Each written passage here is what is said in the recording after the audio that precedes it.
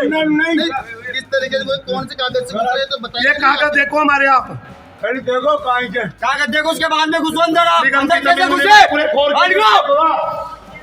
गलत। अरे पार्षद से पैसे लेके ये अरे वो पार्षद की कार्रवाई नहीं करें, उनको बैठिए आप, बनाए हुए तो हाँ बैठिए आप, है ना? हाँ वहाँ खड़े होकर बात करें मेरे से। चलो नीचे उतरो, नीचे उतर के कर लो ना, तो बाहर निकल जाओ। चलो नीचे कुर्सियों पे। क्यों नीचे क्यों? उधर बैठिए आप। नीचे क्यों?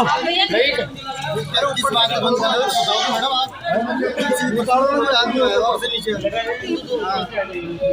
बिना उसके हमारी परमिशन की कैसे बनाए?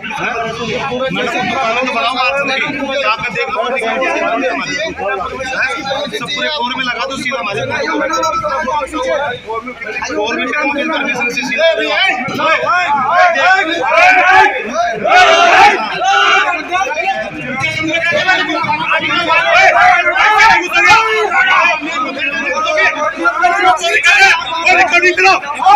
चोरी कर रहे हो क्या मकान में घुस के? चोरी करने आ गए, मकान खाओगे,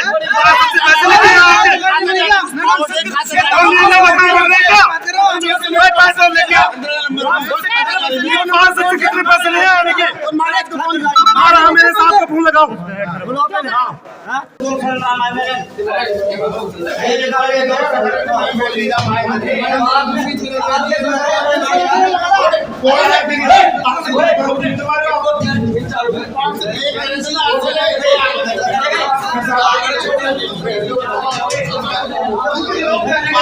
हम हैं करतार सिंह जी सर के पास, जो डीसी ने संजू जी पारिक ने जो कार्रवाई की है, जो इलीगल कार्रवाई उन्होंने की है 315 और 317 में अवैध रूप से घुसकर घरों को बेघर कर दिया है 11 घरों को, जबकि उनके अधिकार क्षेत्र में 314 आता था। और उसके साथ साथ उन्होंने जो कागज प्रस्तुत किया है, उस कागज के अंदर आप देख सकते हैं कहीं भी कोई भी किसी भी तरह का यहाँ पर खसरा नंबर शो नहीं किया गया है।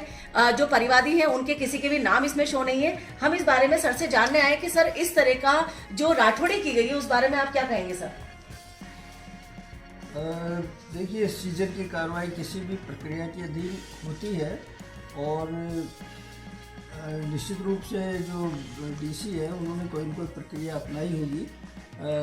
इसके बारे में क्योंकि मुझे पूरी पत्रावली देखकर ही मैं बता सकता हूँ, और अगर आपको लगता है कि ये गलत है तो इसकी डीएलबी के अंदर अपील हो सकती है। सर सीजर के 24 घंटे तक आपको रिपोर्ट नहीं की गई क्या अभी तक?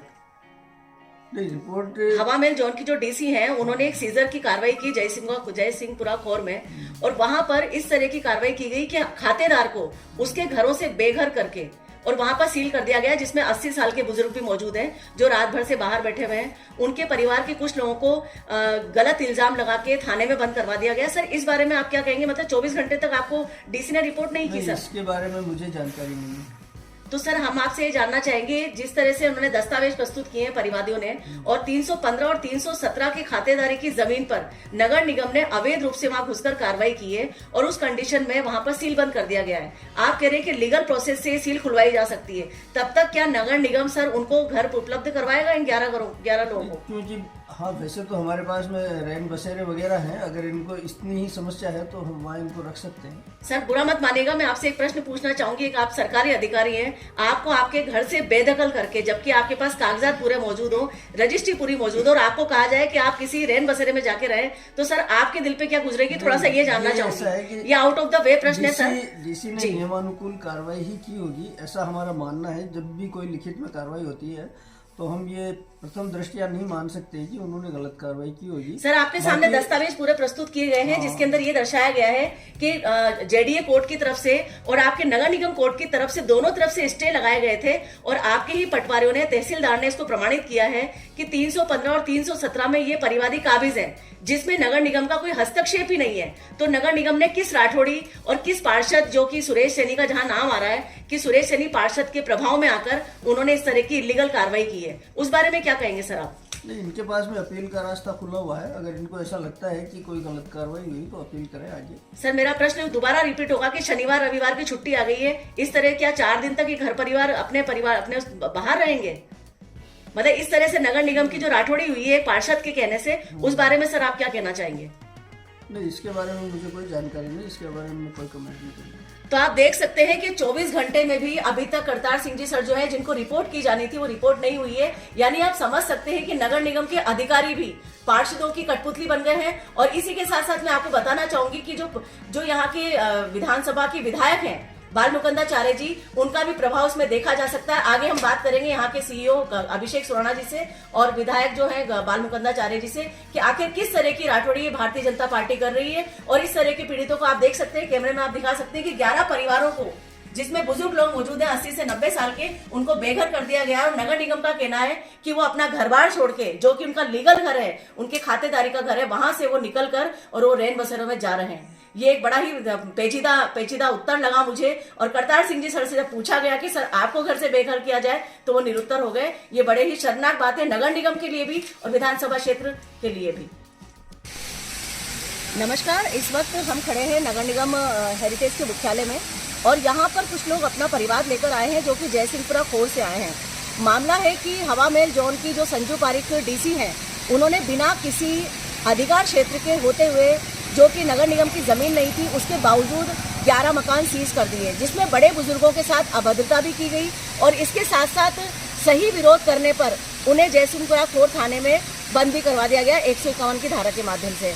आइए हम जानते हैं कि पूरा मामला क्या था। सर आपका नाम बताएं। सोमदत्त पांचाल नाम है मेरा। सोमदत्त जी, पूरा मामला क्या था? पूरा मामला ये है कि वहाँ जयसिंहपुरा खोर के वार्ड 13 के पार्षद हैं, उन्होंने, क्या नाम है उनका पार्षद का? सुरेश सैनी नाम है। अच्छा। उन्होंने ये शिकायत की थी कि नगर निगम की जमीन पे जितेंद्र शर्मा वगैरह ये कुछ कब्जा कर रहे हैं। अच्छा। तो उनकी शिकायत पे नगर निगम ने कार्रवाई करते हुए, तो यानी कि अपनी कार्रवाई करते हुए मौके पे टीम ले जा करके उस जमीन को नपाई कराई। और नाप कराने के सुरेश जी सैनी का ये कहना है कि नगर निगम की जमीन है खतरा नंबर 314/1, जो 39 बीघा जमीन है। अच्छा। उसका हिस्सा है ये। अच्छा। तो नाप कराने के बाद में नगर निगम के अधिकारियों ने रिपोर्ट संबंधित अधिकारी को दी। उसमें ये क्लियर लिखा हुआ है कि यह खतरा नंबर 314/1 नहीं है, खतरा नंबर 315 है, 317 है। पटवारी ने रिपोर्ट दी है। हाँ, पटवारी तहसीलदार जी ने। हाँ, बताएं वो पेपर आराम से। ये है वो कागज। मतलब इसके अंदर पटवारी ने लिखा है कि ये जमीन जहाँ पर इन्होंने कार्रवाई करी है वो 314 में नहीं आती। पटवारी ने पूरी टीम ने, नगर निगम की पूरी टीम ने, जिसमें डीसी भी शामिल थे, तहसीलदार जी भी शामिल थे, गजदर भी शामिल थे और संबंधित अधिकारी शामिल थे जी। उन्होंने पूरी टीम ने ये रिपोर्ट दी नगर निगम को कि ये 314/1 में नहीं आता और तहसीलदार द्वारा प्रमाणित भी की गई जी। ठीक है सर, आगे? इसके बाद में ये जेडीए के अंदर ये फाइल को इन्होंने कह दिया भैया हमारे से संबंधित मामला नहीं है। अब कुछ लोगों के दबाव में, यानी कि संबंधित मामला नहीं है, जेडीए ने हमारे को नोटिस दे दिया इकोलॉजिकल जोन मानते हुए। अच्छा। कि भाई आप धारा 32-33 का नोटिस दे दिया कि आपने कृषि भूमि में उक्त निर्माण किया है। ओके। वो भी मैं दिखा देता हूँ, ये नोटिस है। अच्छा, ये जेडीए ने दिया आपको? जेडीए ने नगर दिया। निगम के बाद में? हाँ। ठीक है। तो नगर निगम के बाद में हमने जेडीए को जवाब दे दिया। हमारे जवाब से संतुष्ट होते हुए जेडीए कोर्ट ने हमारे को स्टे दे दिया। अच्छा। जेडीए के खिलाफ। ओके, मतलब आपको उस पर स्टे मिल गया क्योंकि मिल जो गया। आपकी खातेदारी की जमीन थी वो इकोलॉजिकल जोन में नहीं थी। बिल्कुल बिल्कुल। ठीक है। इसके बाद भी सुरेश पार्षद साहब परेशान करता रहा हमारे को, तो हम नगर निगम के खिलाफ भी नगर निगम कोर्ट नंबर 4 में चले गए। ठीक है। वहाँ से भी नगर निगम के खिलाफ क्लियर, कोई बात नहीं, कोर्ट नंबर वहाँ से भी नगर निगम के खिलाफ हमारे को स्टे दे दिया कि ये 315 और 317 में ही मकान बनाया है इन्होंने 2020 में। अगर 315-317 मकान बना, इस पर उपभोग उपयोग में किसी प्रकार की कोई परेशानी नहीं होनी चाहिए। ये क्लियर आदेश है नगर निगम का। ये आपकी जो, अब मुझे एक बात बताएं कि जो आपकी सीजर की गई है उसके लिए आप लोगों को नोटिस दिया गया था क्या पूर्व में? नहीं। मतलब ये जो आपके पर हवा महल जोन में संजू पारिक जो डीसी है उन्होंने जो कार्रवाई करी उसमें कोई नोटिस आप लोगों को नहीं ये मिला? तो खुला पैसों का खेल है। अच्छा। पार्षद जी और डीसी साहब के बीच पैसों का खेल है ये। अच्छा। कुछ नहीं है लेना देना। ये नोटिस दिया है, पहले तो कह दिया है नगर निगम के, यानी कि 314/1 में नहीं है, ये नोटिस है, इसमें 314/1 का हवाला देते हुए दिया है। पर इस नोटिस में नाम भी नहीं, इसमें तो कोई तारीख भी नहीं है, नाम भी नहीं है, उतना नाम खसरा नंबर वगैरह कुछ भी इसमें नहीं है। तो किस तरह का नोटिस दिया गया है, इस बारे में आपने बात की? लेकिन दादागिरी है। हमने नगर निगम के खिलाफ जो स्टे वो डीसी साहब को दिखाया, उसको नहीं माना, और दिखाने के बाद में हमारे को जमाई को जो वकील भी है जितेंद्र शर्मा और जलमहल मंडल में बीजेपी का उपाध्यक्ष भी है, उनको बंद करार दिया जयसिंहपुरा कोर्ट थाने में। ये तो दादागिरी है साहब, कोई सुनने वाला। तो आप देख सकते हैं कि पार्षदों की जो दादागिरी है वो किस तरह से नगर निगम हेरिटेज को बदनाम कर रही है, और उसी के साथ साथ उनके हाथों की कठपुतली बने हुए हैं उपायुक्त हवामेल जोन, जिन्होंने बिना किसी जांच पड़ताल के इन कागजों के आधार को ठुकराते हुए, इसको दरकिनार करते हुए, जिसमें इन्होंने लगातार इसमें कोर्ट के आदेशों के थ्रू, जिसमें जेडीए कोर्ट और नगर निगम कोर्ट ने भी ये माना है कि जमीन 315 और 17 में आती है, 314 में आती ही नहीं है, यानी नगर निगम का अधिकार क्षेत्र नहीं है। उसके बावजूद इस 11 परिवारों को इन्होंने बेघर कर दिया और उसके साथ साथ उनके परिवार बाहर निकाल कर सीजर कर दिए।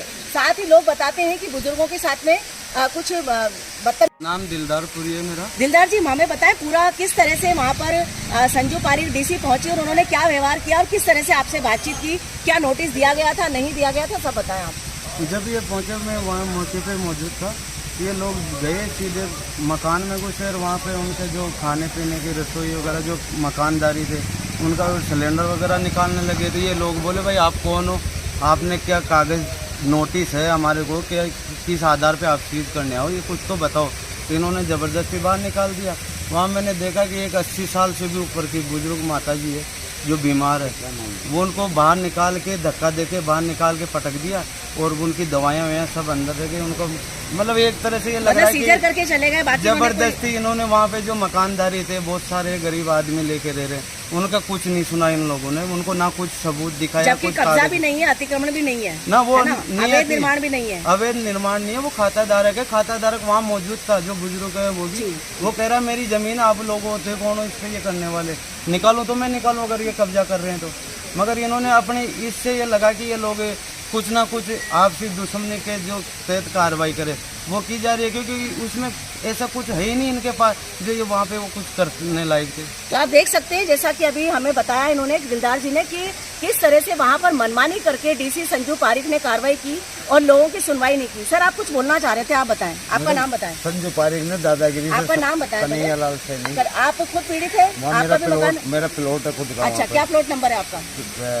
25 नंबर है। अच्छा, तो आपको किस तरह से व्यवहार मिला वहाँ पर? जब खड़ा था, मेरा पैर टूटा हुआ था, धक्के मार के बाहर निकाल के ताला जुड़ के चाबी वो सील। मतलब आपको कोई नोटिस किसी भी तरह का नोटिस लगाया है? नोटिस। अच्छा, उससे पहले आपको कभी भविष्य पहले कभी नोटिस नहीं मिले? 3-4 महीने में, 4 महीने में, 5 महीने में कोई नोटिस नहीं मिला? तो इसके बाद में आप लोगों ने क्या किया? जब आपके मकान सीज हो गए तो फिर खाने पीने की व्यवस्था, बैठने की व्यवस्था क्या? सामान घर में वो अंदर बंद है हमारा, तो बाहर पड़े। तो फिर आप लोग बाहर बैठे हुए? बाहर बैठे हुए। तो आप लोगों ने इससे संबंधित कोई शिकायत की क्या कहीं पे? आगे तो करे 2 आदमी बंद हो रहे हमारे थाने में। अच्छा, उनको क्यों बंद किया गया है? इन्होंने मैडम ने करवा दिया वहाँ पर सील करने के लिए। अच्छा, वहाँ पर पार्षद महोदय जो सुरेश सैनी मौजूद थे जब ये कार्रवाई वहाँ पर साइड में खड़े थे वो। अच्छा, और अभी जैसा कि आपने बताया कि सुरेश सैनी जो है उन्होंने 314 में नगर निगम के ही प्लॉट जमीन पर 10 दुकानें कमर्शियल बना रखी हैं, तो उस बारे में क्या विस्तार से बताएं थोड़ा। उस बारे में साहब यानी कि डीसी साहब और सुरेश जी सैनी पार्षद साहब दोनों मिले हुए हैं। अच्छा, नगर निगम ने ये नोटिस दे रखा है उसको कि 314 में आपने बना रखा है बिना परमिशन के। एक बार नगर निगम का नोटिस दीजिए, एक बार। बिना परमिशन के। हाँ जी, मैंने बार सीओ साहब को सबको शिकायत की है नोटिस है। अच्छा, ये मतलब एक तरीके से देखा जाए तो ये इनके सुरेश सैनी जी की दुकानों के लिए रिश्तेदारों के नाम से जमीनें ली हुई है। बिल्कुल बिल्कुल। अच्छा, क्लियर। जयसिलदार जी ने जो जोन से सब जगह रिपोर्ट आ गई है, सरकारी जमीन में है और व्यवसायिक परिसर बनाया गया है बिना परमिशन के, बिना नक्शा पास के। और इसके ऊपर कोई कार्रवाई नहीं? कोई कार्रवाई नहीं साहब, बिल्कुल मिली भगत है, खुला पैसों का खेल है। तो आप देख सकते हैं कि लगातार यहाँ पर खुले रूप में पीड़ितों ने कहा है कि एक पैसों का खेल है, जिसके अंदर डीसी सुरेश जो पार्षद है सुरेश सैनी और जो डीसी है संजू पारीक, उन दोनों ने मिलकर इस तरह की कार्रवाई करी है जिसका कोई हाथ पैर सर पाँव नहीं है। इससे बड़ी बात क्या हो सकती है कि बीजेपी की गवर्नमेंट है और बीजेपी का ही पार्षद पीड़ितों के ऊपर लगातार इस तरह की कार्रवाइयां करवा रहा है और डीसी उनके हाथ की कठपुतली बने हुए हैं।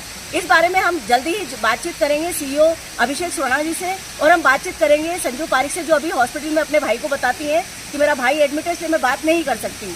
हमने बात की है पार्षद से, तो पार्षद कहते हैं कि कागजात के आधार पर। मेरा तो दिल का एक थोड़ा सा दर्द सुनाना चाहता हूँ आपको। जी बताएं। बीजेपी से हमारे को बहुत उम्मीद थी और हमारे जो यहाँ के अवामेर के एमएलए साहब हैं उनसे तो बहुत ही ज़्यादा उम्मीद कि हमारे को ये उम्मीद थी कि ये हमेशा सनातनी का किसी को नुकसान नहीं करेंगे। लेकिन बड़ा दुर्भाग्य है एमएलए साहब के रहते हुए भी सनातनियों का नुकसान हो रहा है।